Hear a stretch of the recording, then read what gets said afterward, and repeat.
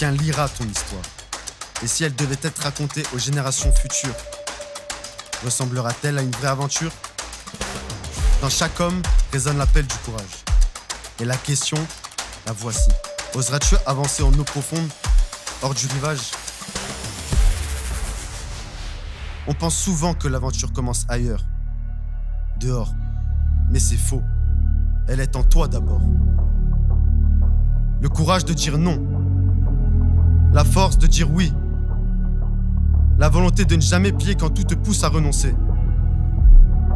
Pour Dieu. Pour toi. Pour ta famille. Pour tous ceux qui te sont confiés. Et dans tes choix.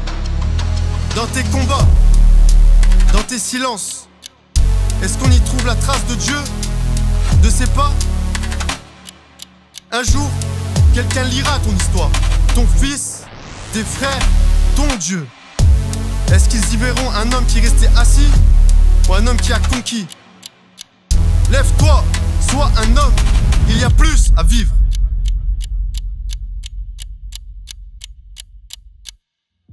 Bonjour, bienvenue à l'église Momentum. Une information importante.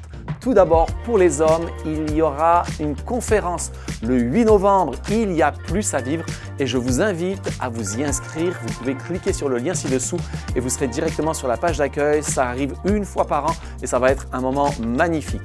Ce matin, on va louer le Seigneur ensemble et je vais vous partager un message sur les portes du ciel sont ouvertes et je vous invite à être attentif. On se retrouve dans quelques instants.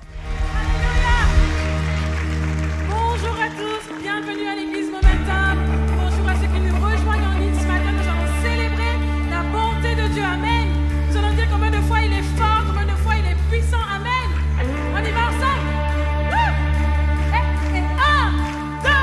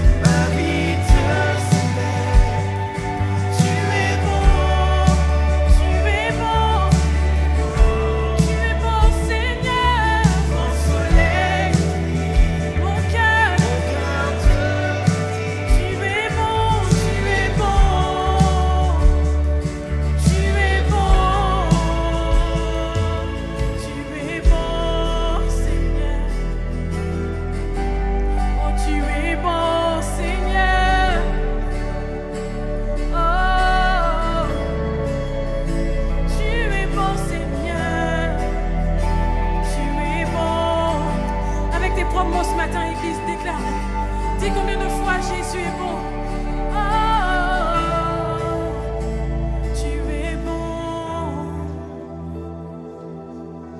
Tu es bon.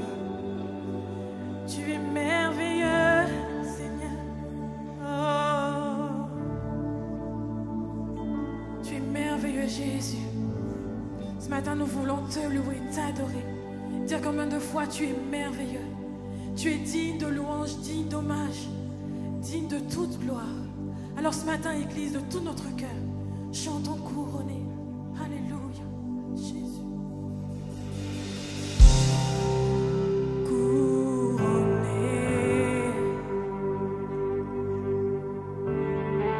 rayonnant de majesté.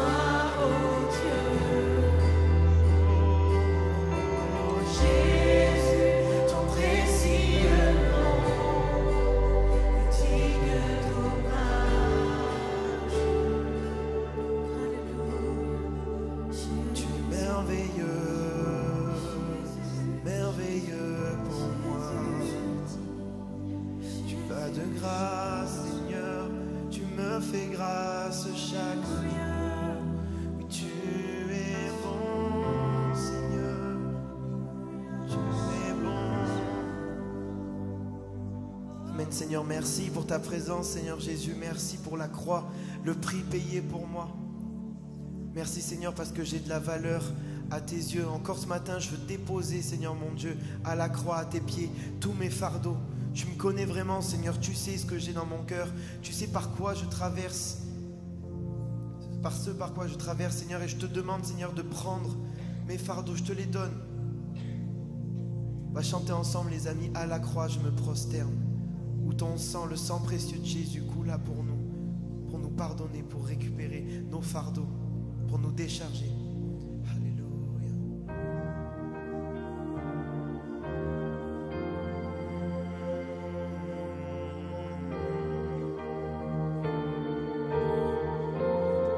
Et chantons ensemble, Seigneur. Seigneur, tu me cherches, tu me connais, tu me connais. Et si je t'oublie, je sais que tu m'aimes. Ta sainte présence, ou ta sainte présence, elle m'environne, elle m'environne. Oh, oui, à chaque moment, je sais que tu m'aimes. Allez, déclare-le, je sais que tu m'aimes. À la croix, oui, à la croix, je me prosterne, où ton sang coula pour moi. Aucun amour n'est plus grand. Tu as gagné sur la mort. Ta gloire remplit les lieux très hauts. Rien ne peut nous séparer. Est-ce que tu crois ce que tu chantes? Est-ce que tu crois ce que tu chantes encore aujourd'hui? Fais-le de tout ton cœur, chante avec qui tu es.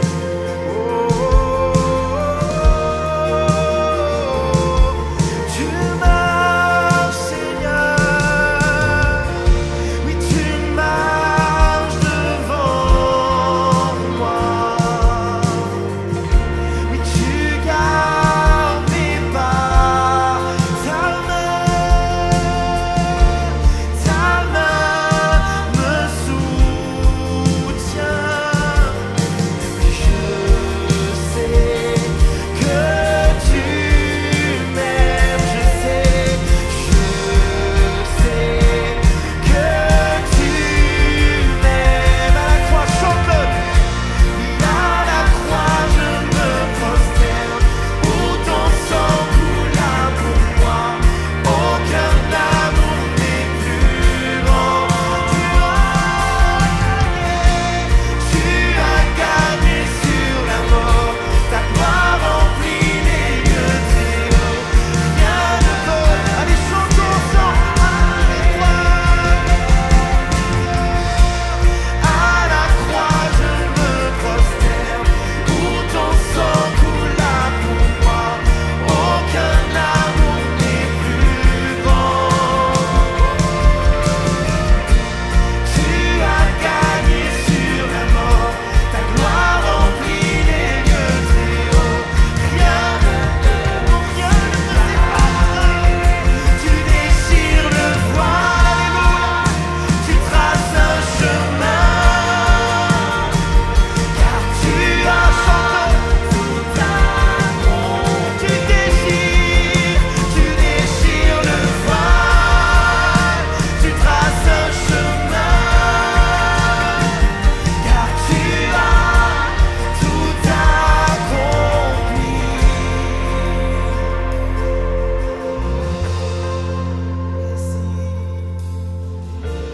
Si tout s'effondrait devant mes yeux, et tu resterais là, je sais que tu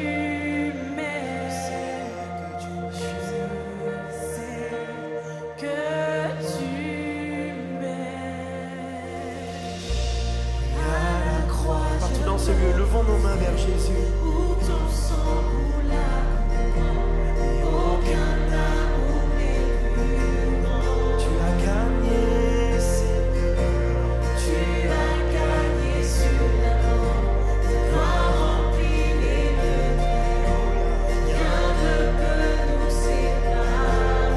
Est-ce que partout dans ce lieu, on peut lever les mains et commencer à prier? Commencer à prier vers le roi des rois, lui dire Seigneur, je dépose à tes pieds mes fardeaux. Commence à nommer peut-être tes fardeaux, que ce soit au niveau de ton travail, de ta famille. Pose au pied de Jésus tes fardeaux. Il va rendre ton joug doux et léger. Il va venir donner sa paix qui surpasse toute intelligence. Tu vas repartir tranquille de ce lieu. Alors pose les fardeaux maintenant dans le nom de Jésus.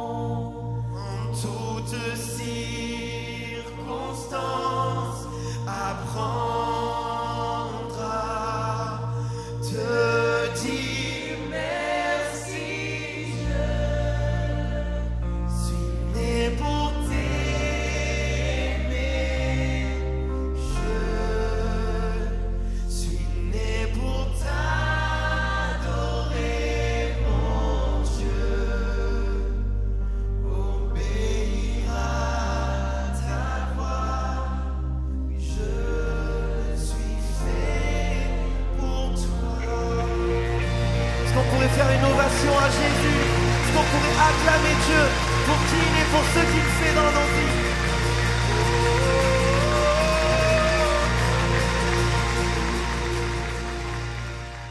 vies. Et j'espère que vous allez bien. Vous êtes en forme? Qui est en vacances parmi nous là? Non, pardon. Il y en a qui sont en vacances, mais ce n'est pas ce que je veux savoir. Qui est visiteur parmi nous aujourd'hui? Si vous levez vos mains, j'aimerais qu'on puisse se retourner vers eux et les applaudir. Soyez les bienvenus. Vous êtes nos invités d'honneur aujourd'hui. Ravi de vous avoir. Moi, je suis de retour de vacances depuis quelques semaines. C'est pour ça que je ne voulais pas vous demander si vous étiez en vacances. Ça me torture un petit peu. Et cette semaine, on a fêté avec mon épouse 31 ans de mariage. Wouh! Ah, applaudissez-la, applaudissez-la. Et je vais vous donner un petit truc pour durer aussi longtemps. Un truc essentiel, c'est que souvent, on met beaucoup d'intensité dans la perspective du mariage sur le jour du mariage. Le jour où les portes s'ouvrent et on entre et on est accueillis, les gens nous applaudissent. Et c'est vrai que c'est une belle journée, une journée de célébration, une journée merveilleuse. Mais qui est suffisamment marié depuis longtemps pour croire avec moi que tout ne se règle pas le jour du mariage? Que, en fait, le mariage commence dès le lendemain. Et ce qui fait le secret que maintenant, et c'est pas un secret, que ça fait 31 ans qu'on est mariés, puis ça va de mieux en mieux, et qu'on a encore de la marge pour progresser, c'est qu'on a choisi, nous, d'ouvrir chacun de notre côté les portes de notre cœur et de dire qu'il y a une autorité au-dessus de nos vies. Et l'autorité de Jésus. En fait, trop souvent, l'autorité qu'a sur nos vies, c'est nos frustrations, nos émotions, la volonté d'avoir raison. Mais quand tu mets comme autorité Jésus sur ta vie, alors tout change. Et alors, tu changes. Et ça va être un petit peu la pensée de cette matinée où on va partager autour de portes ouvertes. Et le titre de mon message aujourd'hui, c'est « Les portes du royaume sont ouvertes ». Dis-le à ton voisin, les portes du royaume sont ouvertes. Et on va regarder à ce que ça veut dire. Parce qu'on va dire, c'est quoi ça, les portes du royaume sont ouvertes? En fait, peut-être que vous ne le savez pas, mais le message du royaume des cieux, c'est le message que Jésus a prêché dès le commencement.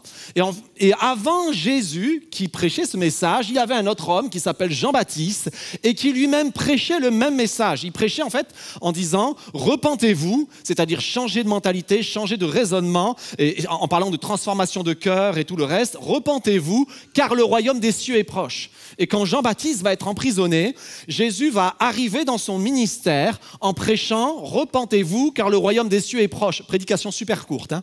Ça y est, on peut rentrer, c'est terminé.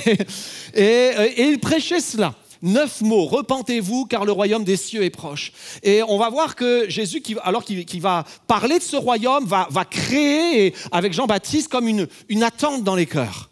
En disant, mais c'est quoi ce royaume qui vient?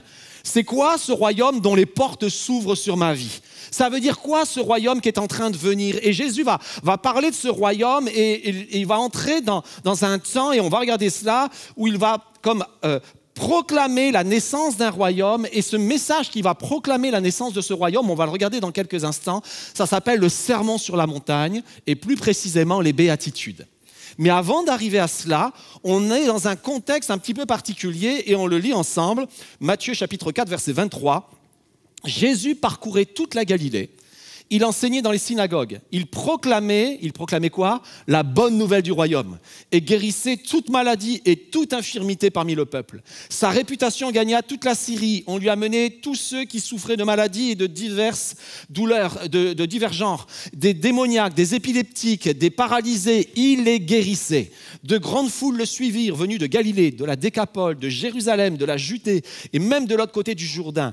À la vue de ces foules, Jésus monta sur la montagne. Il s'assit et ses disciples s'approchèrent de lui, puis il prit la parole pour les enseigner et il dit, on regardera ça tout à l'heure, mais mon premier point ce matin, c'est le royaume s'entend de loin, mais il se reçoit de près. Et là où je veux en venir, c'est qu'on va voir que Jésus va être intentionnel dans sa façon de communiquer. Il va aller dans la région où il était, la Galilée, il va aller prêcher partout où il en aura l'opportunité et il va prêcher la bonne nouvelle du royaume. Mais pas juste comme Jean-Baptiste, où Jean-Baptiste a prêché la bonne nouvelle du royaume, mais n'a fait aucun miracle. Jésus, lui, va faire des miracles incroyables. Il va guérir toutes les maladies existantes, et là, on a toute une liste. Il va délivrer des gens, il va faire des miracles merveilleux, et sa renommée, sa réputation, à ce moment-là, sa réputation n'est pas encore contrecarrée par les religieux, il est en pleine liberté. Sa renommée va se répandre tout autour de la région où il est. Il est en Galilée, mais au-delà de la Galilée, au nord la Syrie, au sud la Judée, Jérusalem un peu en bas. En fait, tout le monde va entendre le message et tout le monde va vouloir, vivre ce que le message signifie. Et ils vont arriver par foule, même de l'autre côté du Jourdain, ils vont venir, même de toute la Syrie, il nous a dit la Syrie, ils vont descendre et venir. Et Jésus, en fait, attend ce moment-là, attend le moment où les foules sont nombreuses, parce qu'il a quelque chose à leur partager. Et dans le texte, on voit, et on l'a lu ensemble, il va s'asseoir et ses disciples vont s'asseoir autour de lui. En fait, c'est ce que faisaient tous les rabbis, les maîtres, lorsqu'ils avaient des disciples et qu'ils marchaient, qu'ils parcouraient le pays. À un moment donné, ils s'asseyaient et les disciples s'asseyaient autour de lui et lui enseignaient. Et ce que la plupart des rabbis faisaient, c'est qu'ils toléraient la présence de curieux ou de personnes en dehors du cercle des disciples. Ils toléraient la présence pour qu'ils puissent entendre un petit peu du message que le maître voulait bien apporter. Mais Jésus, lui, n'est pas dans une dimension de tolérance. Il est dans une dimension d'invitation. En fait, Jésus a attendu le moment où les foules étaient rassemblées pour mettre les disciples à ses pieds, mais en même temps, alors que le message s'adresse à ses disciples, ce message s'adresse de façon universelle à tous ceux qui sont là aujourd'hui. En fait, à tous ceux qui étaient là à cette époque-là et à tous ceux qui sont là aujourd'hui. Dieu veut que tu entendes le même message. Le message que peut-être à beaucoup de disciples ici, je suis un disciple de Jésus, mais il y en a beaucoup d'autres qui n'ont pas encore pris de décision, la décision de suivre Jésus, mais tu es là ce matin et ce n'est pas un hasard que tu sois là parce que Dieu veut que tu entendes ce message. Il y a un message et le message, c'est la bonne nouvelle du royaume. Jésus a un message pour toi, un message pour son peuple, mais un message pour tous ceux qui désirent savoir un peu plus sur Dieu, pour tous ceux qui désirent en savoir un petit peu plus sur Jésus. Et j'espère que dans votre cœur, malgré le fait que tu suives Jésus depuis peut-être une semaine ou 10 ans, que tu as encore envie de savoir un peu plus sur Jésus. Il y a des gens comme ça ce matin, et tu as le droit de dire Amen. Moi, j'ai encore envie de savoir un peu plus sur Jésus. Et donc, les rabbis faisaient cela, les rabbis partageaient ces discours, et les rabbis avaient l'habitude aussi, comme Jésus, des fois de partager des messages, et le message qu'on va partager, c'est sur les heureux. Vous connaissez ? Heureux les pauvres en esprit, car le royaume des cieux est à eux. Heureux les doux, car ils hériteront la terre, tous les heureux. Et les messages, c'est sur les heureux, ce qu'on appelle un macarisme. En fait, ils avaient l'habitude de les entendre. Pourquoi ? Parce que dès le psaume numéro 1, psaume 1, verset 1, le livre des psaumes, le livre des chants, commence par « Heureux l'homme qui ne marche pas selon le conseil des méchants, qui ne s'arrête pas sur la voie des pécheurs, qui ne s'assied pas dans la compagnie des moqueurs. » D'ailleurs, vous voyez une progression. Il ne marche pas, il ne s'arrête pas, il ne s'assied pas. Mais qui trouve son plaisir dans la loi de l'Éternel et qui la médite jour et nuit. Il est comme un arbre planté près d'un courant d'eau, qui donne son fruit en sa saison et dont le feuillage ne flétrit pas. Tout ce qu'il fait lui réussit. Les Hébreux, les Juifs de l'époque, avaient l'habitude de chanter.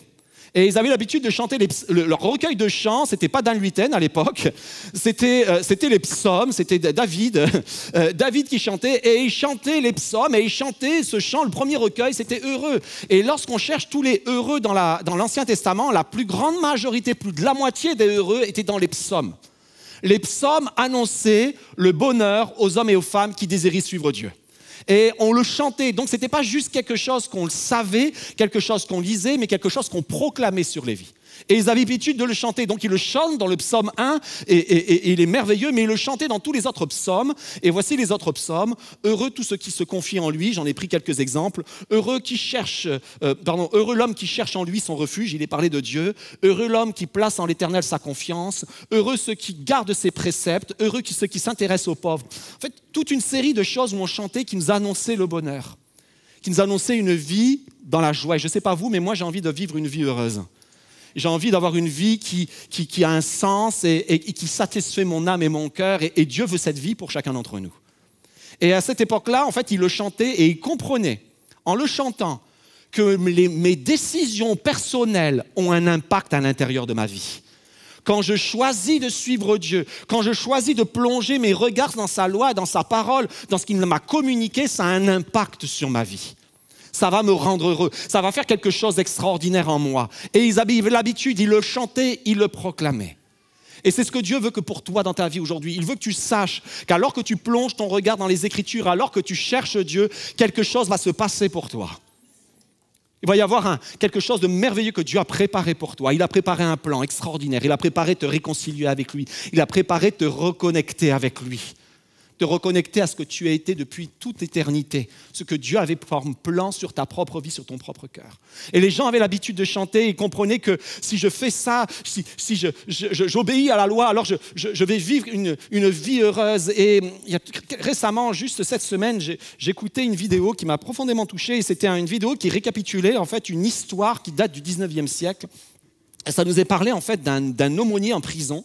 Et je tiens à bénir tous les aumôniers dans l'église. Il y a plusieurs aumôniers dans l'église qui visitent les prisonniers semaine après semaine, le personnel pénitentiaire. On a des aumôniers militaires, on a des aumôniers dans les hôpitaux. J'aimerais qu'on puisse les applaudir pour le travail qu'ils font. Travail extraordinaire. Et il y avait donc cet aumônier en 1870 dans une prison à New York, et il était perturbé parce qu'à force de visiter les prisonniers, il avait constaté que plusieurs d'entre eux étaient connectés par leur famille et que certains même ne le savaient pas qu'ils étaient connectés. Et en regardant, il en a trouvé une quarantaine qui avaient pour arrière-arrière-grand-père la même origine. Ils avaient le même arrière-arrière-grand-père. Ils étaient les descendants du même homme, plus d'une quarantaine de prisonniers. Alors il a décidé de remonter à la source. Il a fait un travail de généalogiste et il est remonté à la source et il a trouvé le nom de cet arrière-arrière-grand-père qui s'appelait Max Jukes. Et Max Jukes, en fait, était un homme qui avait fait toutes sortes de choix pourris dans sa vie. Et ces choix pourris l'avaient conduit à mener une vie de débauche. Il était voyou, il vivait à moitié dans la rue. Il avait eu 11 enfants avec un nombre incroyable de femmes. Il avait fait n'importe quoi. Et une vie de folie et de débauche. Et il a regardé cette vie. Et il a pris les 5 générations qui ont... derrière les 11 enfants qu'a eu cet homme, toutes les générations, les 5 qui se sont succédés, ce que ça a donné. Et ce qu'il a constaté à son plus grand effarement, c'est qu'au bout de 5 générations, il a fait le compte, 310 personnes ont vécu, 310 de ses descendants ont vécu dans la pauvreté toute leur vie. 400 sont devenus alcooliques. 190 sont devenus des prostituées. 150 ont été des criminels incarcérés. Et parmi eux, il y a eu 7 meurtriers. Waouh, la généalogie de fous. Et il était troublé, alors il a décidé de prendre quelqu'un qui habitait le même quartier que Max Jukes. Et il a pris un homme qui a eu quasiment le même nom d'enfant. Il a pris un homme qui s'appelait Jonathan Edwards, qui a eu le même nom d'enfant, quasiment 12 enfants. À cette époque-là, on faisait beaucoup d'enfants. 12 enfants. Et cet homme-là était enseignant. Mais un jour, dans sa vie, il a fait le choix de suivre Jésus-Christ. Et le choix de suivre Jésus-Christ a eu un impact. Et regardez bien ses descendants. Dans ses descendants, il y a eu 13 directeurs d'école, 65 enseignants, 75 officiers de l'armée, 80 serviteurs de l'État, 60 écrivains, 60 docteurs, 30 juges, 100 pasteurs, 100 juristes, 3 sénateurs, 1 vice-président. C'est pas la même lignée. C'est pas la même... Pourtant, le même quartier, le même nombre d'enfants, mais une décision dans son cœur. En fait, cet homme avait compris, comme on a besoin de comprendre, que quand on prend une décision pour Dieu, le bonheur n'est pas que pour nous, il est pour tous nos descendants. Il y a une bénédiction qui coule pour nos descendants. Et regardez bien, en fait, il a littéralement vécu le psaume 112. Heureux l'homme qui craint l'Éternel, qui trouve un plaisir dans ses commandements, sa postérité sera puissante sur la terre. Et les générations des hommes droits sera bénie. En fait, c'est ce que Dieu a pour nous, chacun d'entre nous. Et des fois, on sous-estime la puissance du choix personnel. Des fois, ça nous coûte de faire des choix pour Dieu. On est d'accord que ça nous coûte de faire des choix pour Dieu? Vous savez que je lève souvent la main, vous avez le droit de le lever en solidarité avec moi au moins. C'est pas toujours un tic, hein, je lève ma main aussi parce que j'y crois. Et quand on fait un choix pour Dieu, ça nous coûte des fois. On préférerait se laisser aller à nos émotions, se laisser aller au fait de vouloir avoir raison. Mais lorsque tu fais un choix pour Dieu, ça a un impact. Ça a un impact sur ta vie, mais ça a un impact sur la vie de ceux qui t'observent. Ça a un impact sur les générations futures. Ça trace un chemin. En fait, ça amène le royaume de Dieu dans ta vie. Parce que le royaume de Dieu est proclamé, mais ceux qui le reçoivent sont ceux qui s'approchent et qui entendent les paroles et qui désirent les vivre dans leur vie. Et si c'est votre cas, tu as le droit de dire Amen. Je veux vivre le royaume de Dieu dans ma vie. Alors, on va commencer sur le discours de Jésus et je vous préviens déjà, on ne va pas pouvoir passer à travers les 8 heureux que Jésus va partager. On n'aura pas le temps et mon souhait, c'est que vous puissiez plonger vos regards. C'est quelques versets, 11 versets dans Matthieu au chapitre 5. Vous ouvrez, vous regardez les premiers versets et vous allez vous imbiber, imprégner de cela. Et Jésus, en fait, va commencer, il va s'arrêter sur, il va partager 8 heureux. Et ce qu'on pense souvent, certains l'ont dit, c'est comme une introduction au discours qui va suivre, c'est-à-dire au sermon sur la montagne. En fait, non, ce n'est pas une introduction, c'est la déclaration ou la constitution du royaume. Vous savez, les États se forment sur une constitution. Où certains États se forment sur une déclaration. Les États-Unis, ça a été la déclaration d'indépendance. La France, on a fait la déclaration des droits de l'homme. Mais on a une constitution derrière. En fait, Jésus, lorsqu'il a réuni toutes les foules et ses disciples, alors que les gens ont entendu parler du royaume des cieux, royaume des cieux, royaume des cieux, ils ne comprennent pas trop ce que ça veut dire, comme peut-être encore aujourd'hui pour beaucoup d'entre nous, on ne comprend pas trop ce que ça veut dire. Jésus va s'arrêter et va proclamer ce qu'est le royaume des cieux. Et il va commencer en déclarant ce qu'est la personnalité, le cœur des citoyens du royaume des cieux. Alors moi, ça m'intéresse de savoir ce que Dieu a trouvé comme point commun à tous ceux qui l'aiment pour en faire les citoyens du royaume des cieux. J'espère que ça vous intéresse aussi. Et donc, on regarde ensemble. Et je l'ai lu ou pas? Je ne l'ai pas encore lu, non? Je ne l'ai pas encore lu, merci. Heureux les pauvres en esprit, car le royaume des cieux est à eux. Heureux ceux qui pleurent, car ils seront consolés. Heureux ceux qui sont doux, car ils hériteront la terre. Heureux ceux qui ont faim et soif de justice, car ils seront rassasiés. Et mon deuxième point est, le royaume change l'intérieur avant de transformer l'extérieur. Dans le premier passage qu'on a lu, les premiers passages des psaumes, on a compris qu'il y a eu des décisions qui ont été prises et à la suite de décisions, Dieu te proclame heureux. Mais là, c'est complètement l'inverse. Là, dans le passage que Jésus on peut le chanter aussi, mais va dire, le passage que Jésus va proclamer, il annonce une nouvelle complètement différente. Avant, les hommes avaient besoin de plonger leur regard dans la parole, de s'approcher de lui, de faire en quelque sorte des efforts, et il y avait une bénédiction associée, et c'est toujours vrai. Mais Jésus a amené une nouvelle dimension. Cette dimension qu'on avait du mal à comprendre lorsqu'il a commencé à prêcher en disant « Repentez-vous car le royaume des cieux est proche ». En fait, il n'a pas juste dit « Le royaume des cieux est proche », littéralement, il a dit « Le royaume des cieux s'est approché ». Et ce que Jésus est en train de dire, c'est qu'avant, on était en train de s'approcher de Dieu, mais ce qu'il est en train de nous communiquer, c'est « Le royaume s'est approché de vous ». En fait, il y a beaucoup de choses que toi, tu crois avoir fait, mais ce que Dieu est en train de te révéler, c'est que c'est lui qui s'est approché de toi. Toi, tu crois, et pour beaucoup d'entre nous, on croit, c'est moi qui m'approche de Dieu, regarde, je vais tous les dimanches à l'église, je m'approche de Dieu. Non, c'est lui qui s'est approché de toi. Et parce qu'il s'est approché de toi, alors toi, justement, tu as voulu garder le contact et rester connecté à sa parole et rester connecté à sa personne. Mais la réalité, et ce que Jésus est en train de transmettre à chacune de nos vies, c'est qu'il s'approche de nous. Et ça ne marche pas au mérite. Il n'y a pas de condition au fait qu'il se soit approché de nous. Il n'a pas attendu que tu sois obéissant. Il n'a pas attendu que tu lui aies donné complètement ton cœur. Il n'a pas attendu que tu marches dans la vérité. Il s'est approché de toi alors que tu étais un pécheur, le plus vil des pécheurs. Comme il s'est approché de moi alors que j'étais dans la boue du péché. Il s'est approché de toi. Il est venu vers toi. Il a accompli le pas. Il est descendu sur cette terre. Il est venu là. Et il annonce son royaume. Il te dit, son royaume, il est venu pour toi. Et il est venu pour tous ceux qui veulent l'entendre et tous ceux qui veulent que le royaume les change de l'intérieur. Alors il commence avec ce verset, je vous ai dit, je ne vais pas pouvoir passer tous, mais au moins ces 4, et peut-être un ou deux des autres, mais en fait il va commencer en disant « Heureux les pauvres en esprit, car le royaume des cieux est à eux ». Et pendant des siècles, on a transformé ce verset en disant « Heureux entre guillemets, les simplés ». Ceux qui n'ont pas trop de neurones, le royaume des cieux est pour eux. Et c'est vrai que le royaume des cieux est aussi pour eux, plus que jamais, parce que souvent, ils ont une foi plus grande que la nôtre. Ils se compliquent moins la vie que nous. Mais ce n'est pas l'idée du verset. L'idée du verset, c'est « Heureux ceux qui reconnaissent leur pauvreté spirituelle ». C'est-à-dire quoi? En fait, ce verset-là n'est pas « Voici les citoyens du royaume » et première catégorie, ceux qui reconnaissent leur faiblesse spirituelle ou leur misère spirituelle. Deuxième catégorie, ceux qui sont affligés. Troisième catégorie, ceux qui sont doux. Non, le premier verset annonce, entre guillemets, ce n'est pas la condition, mais c'est la nécessité pour les cœurs d'avoir un cœur humble pour recevoir le royaume des cieux. Et je plaide avec le Saint-Esprit ce matin pour que tu puisses considérer, comme moi-même je considère, ma misère spirituelle en disant « Seigneur, j'ai besoin de toi ». Vous savez, ce n'est pas une question d'âge, ce n'est pas une question d'ancienneté dans le royaume des cieux. On a besoin de considérer jour après jour que nous avons la nécessité absolue d'avoir le cœur humble et de dire « Seigneur, il y a encore du travail à faire dans ta vie. Il y a encore du travail à faire dans ma vie, par contre. » Vous êtes d'accord avec moi qu'il y a encore du travail à faire dans votre vie?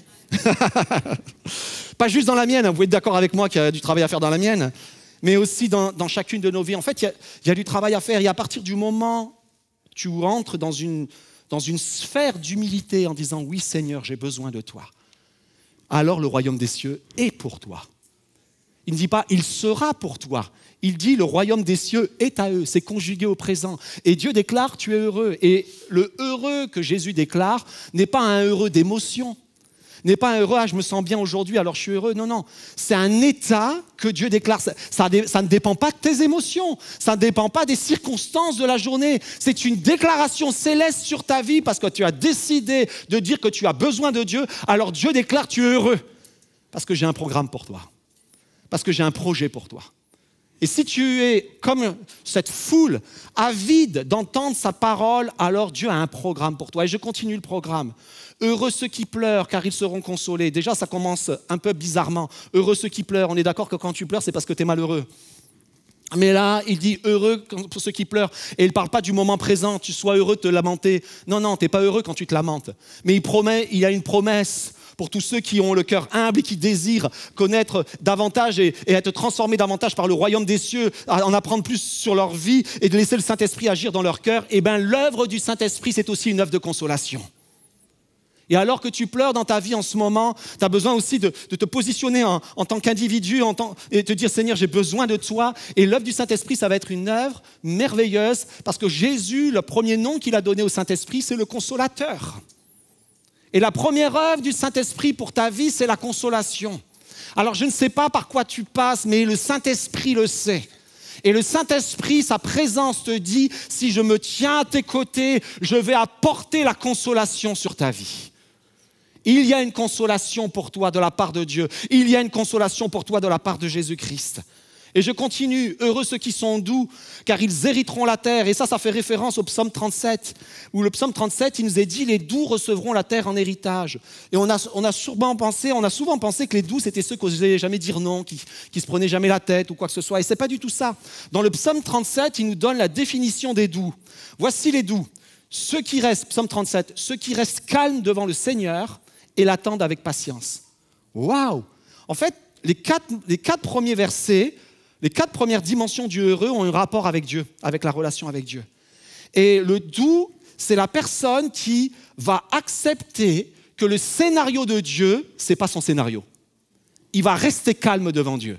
Quand bien même ce que Dieu a prévu pour lui n'est pas ce qu'il imaginait, en tout cas, la façon dont Dieu va agir n'est pas la façon dont il avait imaginé. Parce que parfois, on peut aussi en vouloir à Dieu, ça arrive. De dire, Seigneur, je ne comprends pas ce que tu veux, je ne suis pas d'accord. Moi, je t'avais prié pour ça, puis ça n'arrive pas. Et Dieu dit, heureux les doux, ceux qui restent calmes devant leur Dieu. Et c'était quoi la suite? Ils restent calmes devant leur Dieu et ils l'attendent avec patience. Pourquoi? Parce que Dieu ne fait pas toujours le scénario qu'on imagine et il n'intervient pas non plus dans le timing qu'on imagine. Est-ce qu'il y a des êtres humains dans la salle qui ont déjà vécu ça? On est d'accord pour dire que Dieu, on aimerait que tu sois un peu en avance. Et Dieu n'est jamais en avance, Dieu est toujours au bon moment. Mais nous, on stresse. Et nous, peut-être, on peut se mettre en colère dans ces moments-là, où on peut lever le poing vers Dieu en disant « Qu'est-ce qui se passe? Tu ne vas rien faire » et tout ça. Et Dieu dit « Heureux les doux, heureux ceux qui comprennent, ceux qui saisissent que mon plan va s'accomplir et j'interviendrai au bon moment, parce que pour eux, il y a toutes les bénédictions de la terre. Ils hériteront la terre. » La terre est aussi pour toi. Et donc, ça nous apporte une nouvelle dimension dans le royaume des cieux. Le royaume des cieux, ce n'est pas juste quelque chose de futur, c'est aussi quelque chose de présent. Ce n'est pas juste quelque chose quand je vais mourir, c'est aussi quelque chose pour que je vive. Et le royaume des cieux est pour nous, et je continue. Heureux ceux qui ont faim et soif de justice, car ils seront rassasiés. Et là, je ne parle pas de ceux qui ont des procès en ce moment et qui n'ont pas eu la justice qui a répondu favorablement, ou ceux qui ont des embrouilles, mais il nous est parlé en fait de ceux qui ont faim et soif d'être déclarés justes devant Dieu. C'est-à-dire d'avoir une vie qui soit conforme à celle de la parole. En disant, Seigneur, regarde, j'y arrive pas. Je veux être conforme à ta parole, mais je n'y arrive pas. Seigneur, aide-moi. Et là, il y a une promesse. parce que tu as faim et soif de justice, alors Dieu va faire quelque chose dans ta vie et tu seras rassasié dans cette transformation. Et ce qui est fort, et on l'a vu, dans tous les heureux, il n'y a pas d'action. Ça se passe dans le cœur. En fait, ça touche à l'identité, ça ne touche pas au faire, ça touche à l'être. En fait, ce que Dieu veut transformer, c'est ce que je suis avant ce que je fais. Nous, trop souvent, on essaye de faire les choses en disant « je vais faire les choses, alors je vais être heureux ». Dieu dit « non, non, deviens quelqu'un et alors tu seras heureux ».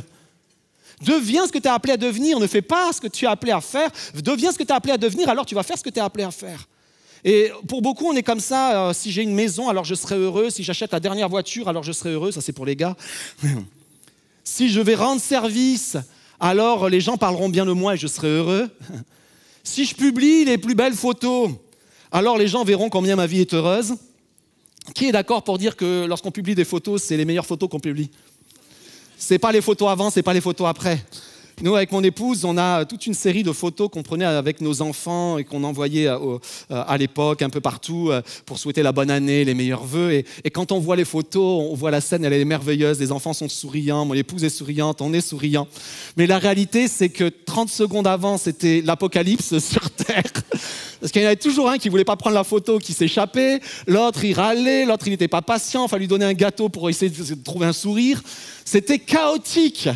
Mais à un instant T, et d'ailleurs le photographe devait en mitrailler une bonne dizaine pour trouver la photo qui montre que waouh, tout est parfait. Et dès que c'était terminé, ça repartait en live et dans tous les sens.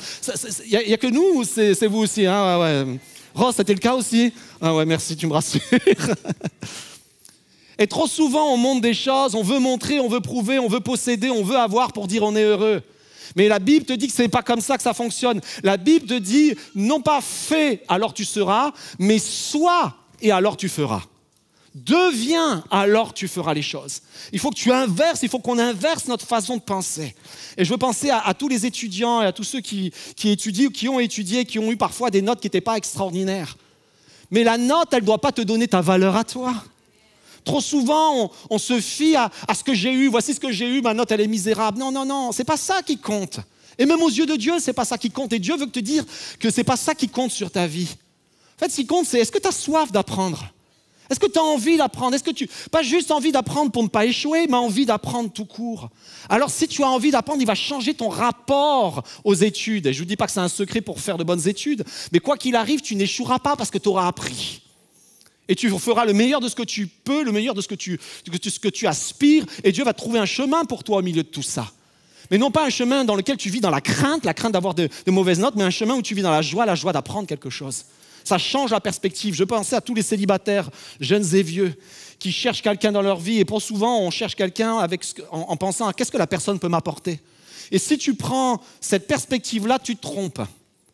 Tu te trompes et tu ne trouveras jamais personne parce que chacun va te dire qu'est-ce qu'il peut m'apporter, c'est donnant, donnant, donnant, donnant. En fait, c'est souvent perdant, perdant plutôt. C'est jamais donnant, donnant. Mais regarde la personne pour qui elle est. Pour qui elle est. Et toi, regarde-toi en te disant qu'est-ce que je peux être pour cette personne. Et alors que tu regardes la personne pour qui elle est, ce que toi tu es pour cette personne-là, la relation va changer. Déjà, tu vas t'intéresser à la personne d'une façon différente. Et ça va créer des connexions. Je te donne un secret là pour te marier. Ça va te créer des connexions, ça va créer quelque chose de spirituel. Parce que tu vas t'intéresser à ce que Dieu s'intéresse dans les vies. Il s'intéresse à l'être et pas au faire. Il s'intéresse à l'être. Et alors je continue le message, mais je vous le dis, je ne vais pas pouvoir passer à travers. Heureux les miséricordieux, car ils obtiendront miséricorde. Heureux ceux qui ont le cœur pur, car ils verront Dieu. Heureux ceux qui procurent la paix, car ils seront appelés fils de Dieu. Vous auriez pu dire amen, maintenant c'est trop tard. Heureux ceux qui sont persécutés, la personne va dire amen, à cause de la justice, car le royaume des cieux est à eux. Heureux serez-vous lorsqu'on vous insultera, qu'on vous persécutera et qu'on répandra sur vous de toutes sortes de mal à cause de moi. On est d'accord que c'est un programme merveilleux. Réjouissez-vous et soyez dans l'allégresse parce que votre récompense sera grande dans les cieux, car c'est ainsi qu'on a persécuté les prophètes qui vous ont précédés. Ce que Jésus est en train de dire, et là ça touche toujours le cœur, mais ça ne touche plus notre relation avec Dieu, ça touche notre relation avec les autres. Et ce que Jésus est en train de dire, c'est que ce que Dieu fait dans nous, ça devient visible autour de nous. Alors, tout n'est pas merveilleux. Je veux dire, on l'a lu ensemble, quand on t'insulte, quand tu passes par des mauvais moments, quand tu es persécuté à cause de ta foi, ce n'est pas merveilleux. Ce n'est pas ça dont tu dois te réjouir. Mais tu dois te réjouir, en fait, que c'est le chemin par lequel est passé Jésus avant. C'est le chemin par lequel sont passés tous les prophètes. Et il y a une promesse pour toi que Dieu va prendre soin de toi au milieu de tout cela. Peut-être en ce moment, tu es dénigré, tu es jugé à cause de foi. Peut-être que tu as partagé de façon, peut-être pas nécessairement, je vais dire, habile. Mais Dieu le sait. Il connaît ton cœur. Et il déclare des choses sur ta vie. Et là, il y a toutes sortes de bénédictions incroyables, comme heureux les miséricordieux, ceux qui font du bien pour les autres, parce qu'il y a quelque chose qui va se passer. Heureux ceux qui procurent la paix. Ce que j'aime bien, cette pensée, c'est les réconciliateurs. C'est des gens dont le cœur est de réconcilier les uns avec les autres, dont le cœur n'est pas de rajouter, de mettre de l'huile sur le feu, mais de dire d'amener la paix là où ils sont. Il y a quelque chose pour les porteurs de paix. Le texte nous dit, ils verront Dieu. En fait, ce que Dieu fait en nous devient visible. Et j'en reviens en fait à tout le texte et à la pensée qui m'interpelle le plus ce matin, et j'aimerais que vous puissiez la retenir. C'est lorsque Jésus va déclarer tous les heureux et qu'on va voir la description des citoyens du royaume. Et c'est mon troisième point. Le royaume qu'il déclare, en fait, c'est le portrait du roi. Quand on regarde tout ça, et si vous êtes comme moi, on se dit, ça va être difficile le programme. J'en coche peut-être un ou deux. Cochez le premier. Hein. Le premier va vous donner accès à tous les autres. L'humilité. Mais j'en coche peut-être un ou deux, mais c'est difficile le reste. Et tu te dis, mais comment je vais y arriver ? Comment je peux le faire ? Comment je peux hériter du royaume ? Comment je peux hériter de la terre ? Comment je peux vivre le royaume dans ma propre vie ? Et tu regardes ça, tu te dis, c'est impossible. Mais ce qu'il y a de merveilleux dans le message que Jésus est en train de donner, c'est qu'il est en train de se décrire lui-même. Il décrit qui il est, il décrit l'humilité de sa propre vie, il s'est dépouillé lui-même. La Bible nous dit qu'il s'est humilié lui-même. Il est né dans une étable, il a laissé son ciel de gloire, il a été méprisé, abandonné des hommes, il s'est humilié afin de nous ouvrir la porte. Et vous avez chaque sphère est vraie, il a pleuré sur chacun d'entre nous, il a pleuré sur notre misère, il a pleuré sur Lazare qui allait mourir, il a pleuré sur les villes. Jésus a pleuré sur nous afin qu'on soit consolés. Et vous pouvez continuer ainsi de suite. Il nous a dit, heureux les doux. Jésus va dire lui-même, je suis doux et humble de cœur. Recevez mon enseignement. Il a cherché à faire la volonté du Père, il a été plein de miséricorde. En fait, Jésus, comme il va le dire de lui-même, il est littéralement le chemin, la vérité et la vie. Et des fois, on se dit, mais comment je vais faire ? C'est tellement difficile. Dieu dit, non, c'est pas comme ça que ça fonctionne. C'est Jésus qui s'est approché de toi. C'est Jésus qui t'a annoncé le royaume. Il s'est approché de toi alors que tu ne méritais rien. Et c'est pas pour te dire, maintenant tu vas devoir le mériter. Non. Il t'a juste dit, il te lance ce défi, suis-moi. Suis-moi. Mais il y a un verset extraordinaire et j'aimerais que si vous ne reteniez qu'une seule chose, vous puissiez retenir ce verset ce matin. Nous tous, qui, le visage découvert, contemplons comme dans un miroir la gloire du Seigneur, nous sommes transformés en la même image de gloire en gloire, comme par le Seigneur l'Esprit. Ça veut dire quoi ce verset qui nous semble un petit peu nébuleux ? En fait, ce verset se résume en quelques mots. Il nous dit « Je deviens ce que je contemple ». Alors que je contemple, pas parfaitement, parce que sur ma vision, même si c'est le visage que j'ai découvert, je contemple comme à travers un miroir, les choses ne sont pas parfaites, mais je comprends qui est Jésus. Et alors que je le contemple, qu'est-ce qui se passe ? Je suis transformé à son image. Et je vais inviter les musiciens à s'approcher. Je suis transformé à ce que je contemple. Je contemple Jésus. Jésus vient transformer mon cœur dans ma vie. Je contemple ses œuvres, il y a quelque chose qui se passe. Je contemple le cœur de Jésus, quelque chose se passe dans mon cœur. Je contemple la grâce de Jésus, la grâce vit dans ma vie. J'ai envie de faire grâce aux autres. En fait, on est transformé de façon progressive, de gloire en gloire. Et en fait, n'attends pas d'être parfait pour rentrer dans le royaume de Dieu.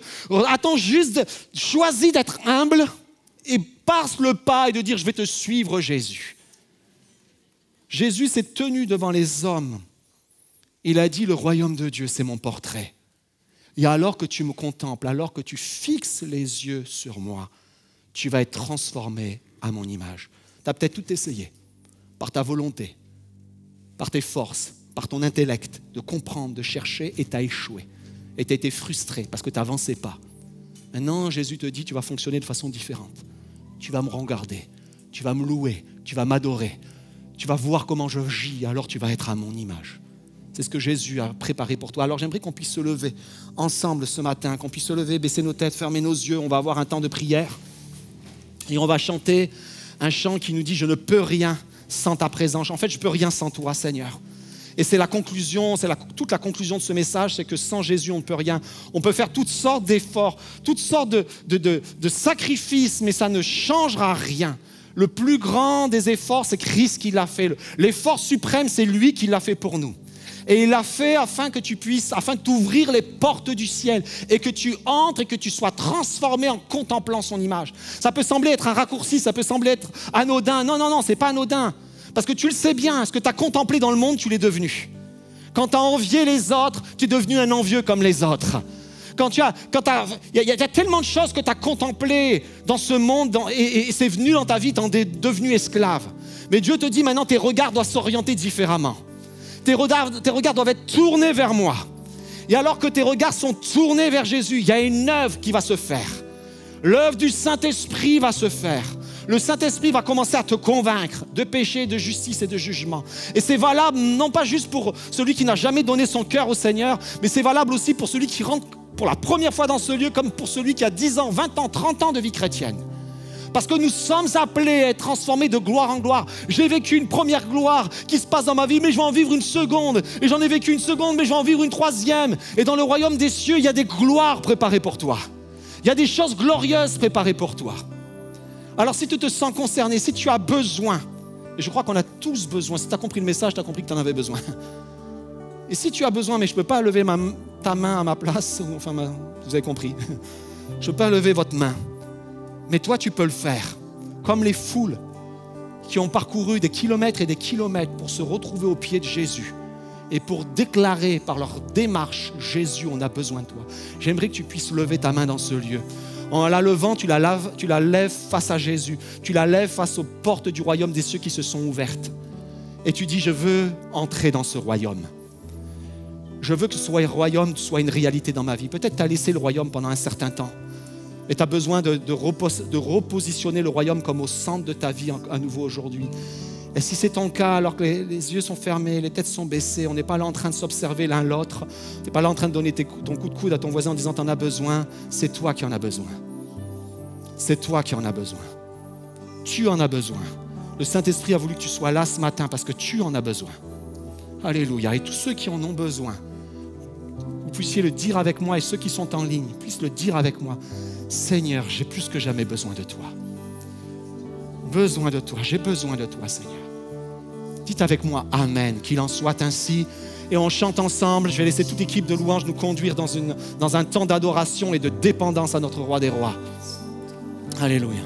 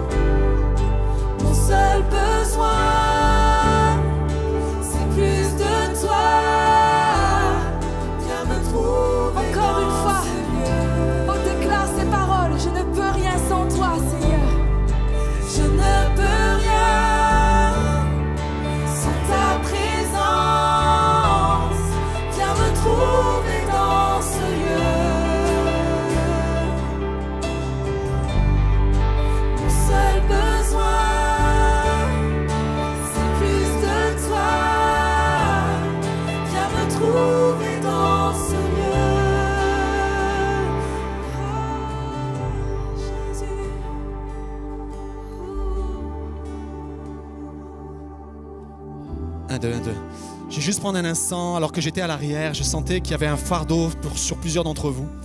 un fardeau puissant. Peut-être tu es venu ce matin avec des échéances et des choses très concrètes qui te posent problème en ce moment dans ta vie.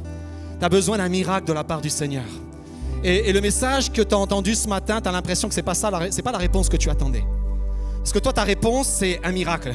Que ce soit un miracle financier, peut-être un miracle physique, un miracle relationnel, mais tu as besoin que Dieu intervienne de façon concrète. Mais je tiens à te dire de la part de Dieu que c'est vraiment le message qu'il a pour toi. Parce que Jésus va dire un petit peu plus loin dans le sermon qui est là, il va dire « Cherchez d'abord le royaume des cieux et sa justice et tout le reste, toutes les inquiétudes qui font ta vie en ce moment, tout le reste sera donné par-dessus. » Et là, ce que Jésus est en train de te dire, c'est qu'il remet les choses dans le bon ordre. Tu arrives, tu es chargé, tu es peut-être écrasé, il y a des défis qui sont là et tu te sens mal, mais Jésus dit « Cherche mon royaume, cherche mon royaume. » Et alors que tu cherches le royaume et que tu prends la décision de chercher le royaume, Jésus va s'occuper de tes problèmes. Il ne veut pas que tu jettes encore un regard anxieux sur cela. Il veut que tu rejettes un regard plein d'espérance sur lui. Non pas le regard attiré vers le sol, mais qui est attiré avec toutes les faiblesses et les manques qui sont là, mais un regard tourné vers le ciel et avec toutes les provisions du Dieu pour toi. Alors on va reprendre dans quelques instants ce chant, mais repars avec cette percée et cette pensée que Dieu a prévue pour ta vie. Et ce qu'il cherche aujourd'hui, c'est que tu cherches le royaume de Dieu.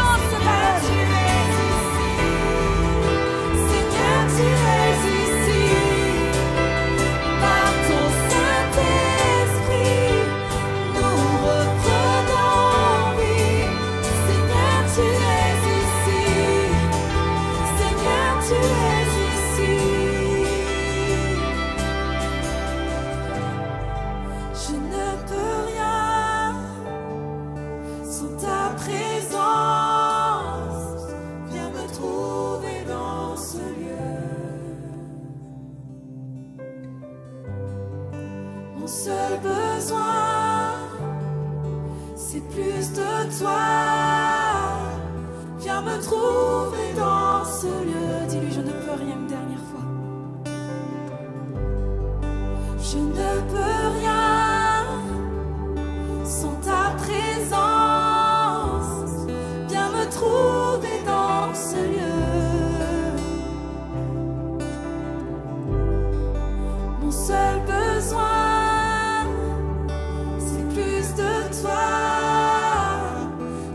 trouver dans ce lieu. Alléluia, viens me trouver dans ce lieu, Seigneur. Est-ce qu'on peut acclamer notre roi, le roi des rois? Je ne peux rien sans ta présence, Saint-Esprit. Viens m'environner encore et encore et encore. Amen. Merci d'avoir été avec nous. J'espère que ce message vous a impacté, vous a inspiré. Si vous avez besoin de prière, n'oubliez pas de cliquer sur le lien ci-dessous afin d'avoir une équipe qui va vous contacter pour prendre un temps avec vous. En attendant, si vous désirez avoir un petit peu plus pour votre vie, il y a les starters chaque matin à 6 h. Je vous encourage à vous y abonner. Il y a aussi Momentum Music. Nous venons de sortir un clip. Donc, je vous encourage à regarder ce qu'on est en train de faire. Et il y a toute la communauté de Momentum sans frontières. Soyez connectés. En attendant, je veux vous remercier aussi au nom de toute l'équipe de l'Église, l'équipe pastorale de l'Église, pour vos dons et pour vos offrandes, pour votre soutien qui nous permet semaine après semaine de faire ce que nous faisons aujourd'hui. Je vous dis à très bientôt.